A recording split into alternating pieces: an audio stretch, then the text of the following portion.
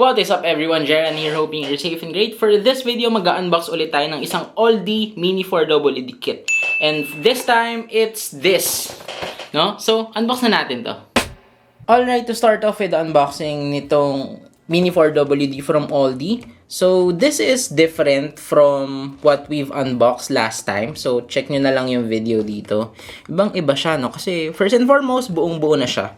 And iba din yung style niya. Pero, it's from the same anime. It's Go for Speed. This is 875 series. And then, this is Tiger Team. I'm not sure what that is. Probably kung saang team to si Liz. No? So, siya nga pala si Liz. Siya nakalagay dyan. And, yeah, it's a 132 Mini 4WD drive. Then, sa other side, yeah, this is what it looks like. So, this is item number YW87505.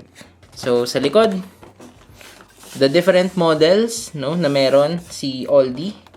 And nakikita natin na meron siyang kasamang motor na 23,000 RPM. No? So, medyo ka-level niya na yung mga sprint dash, hyper dash sa Tamiya.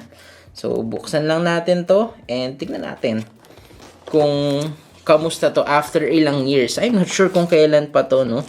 Mukhang super luma na to kasi naninilaw na yung mga whites niya and yung plastic niya medyo naninilaw na din. So, tignan natin kung okay pa tong unit, kung gumagana pa siya. Yan, pansin ko medyo naninilaw na talaga, pati yung mga stickers niya naninilaw na. So, sana gumagana pa to. Kasi kung hindi, syempre sayang pera natin. Baka ipang display lang natin to kung hindi na to gumagana. Okay, so yun lang yung laman ng box. So, may directions. I'm not sure kung useful to. I guess not. Kasi mga key themes lang to and then sige, mga pwede mong additional na ipaglalagay dito. Back when usong-uso pa to. Which is, ngayon parang hindi na sila nag-produce nito. So, dahil buo na siya, no, napakabilis na ng unboxing natin. So, test out na lang natin to kung gumagana siya. So, tanggalin lang natin dito sa kanyang packaging. Grabe naman. Ayaw magpabukas. Okay, so this is the unit itself. No, maganda dito, buo na. Kung gusto niyo ipang regalo to sa mga anak nyo, well, it's good. And ito yung mga rollers niya. Kamukha niya yung rollers ng sa Tamiya, no? Yung sa yellow rollers din. Which is, I guess, pareho lang sila before.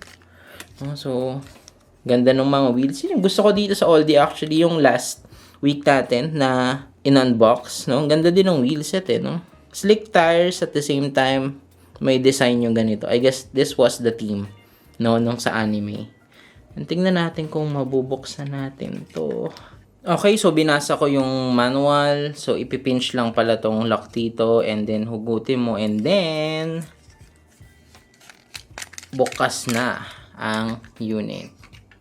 Yan. So, moment of truth.